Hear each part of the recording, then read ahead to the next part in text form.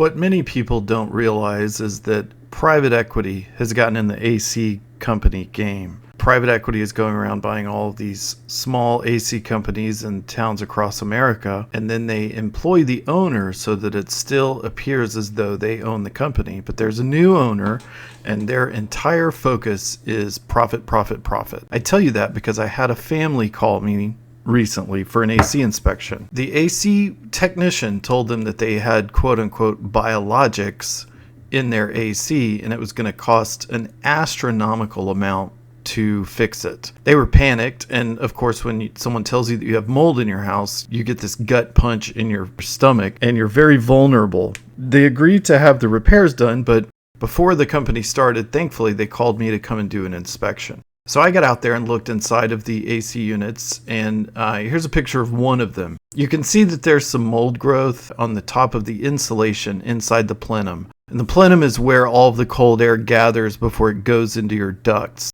Now, to have mold here is not uncommon. It's a moist area. ACs produce a lot of water. It's not supposed to be there, but it's not uncommon. Here's the second AC. You can see that it has a little bit more severe contamination, but it's just essentially on that 2-inch thick insulation that's on the inside of the plenum. This contamination was in both units, and so they both needed to be addressed. You can see here it's on the edges as well, so there's really no way to get rid of it except for to remove this. One thing that really upset me while I was up there is you can see there where that white pipe is up the top. That's where I was standing when I opened the AC to look inside the plenum. And this duct is coming off of the plenum, and you can see in the arrow right there that the insulation is pulled off of the duct that's going to one of the rooms.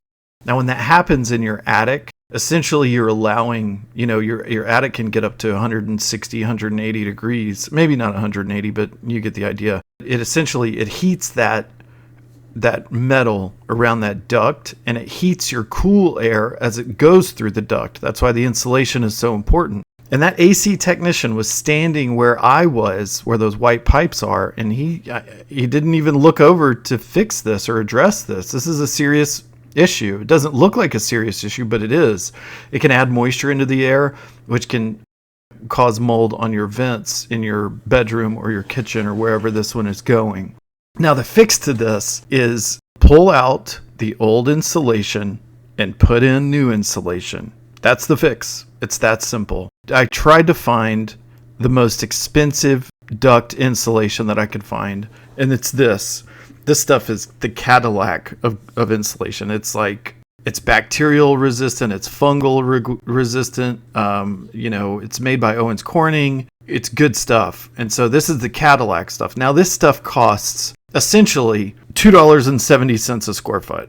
Okay. And those people had maybe 50 square feet of insulation inside their plenums. You can look here. One roll of this, which is 247 square feet, is $617. So you would use about a third of this for their 2 AC systems.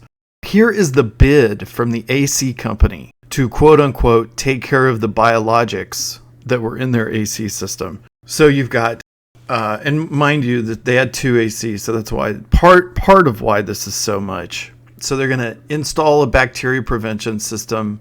Nothing about mold, nothing about pulling out the insulation that's already contaminated. Clean, sanitize, and rejuvenate duct system, whatever that means to rejuvenate a duct system. They're going to do that twice. That's a total of $1,300. Install air distribution box for supply. Mind you, there's nothing on here about fixing the duct insulation that had been pulled away. The grand total for all of this was $10,568. That is highway robbery. When I did this inspection, I knew immediately I have to make a video about this because I know that these companies are doing, and this company is not unique.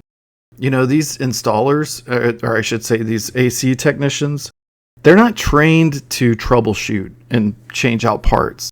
They're trained to sell you a new system because they get a big fat commission check. They mark up the parts.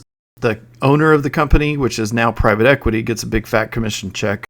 So just be aware if you have mold and you call an AC company and they give you an outrageous bid to take care of it, just be aware that they may be selling you stuff that you don't need, stuff that isn't really even addressing the problem. If you're in a situation like this, call me 903-900-MOLD.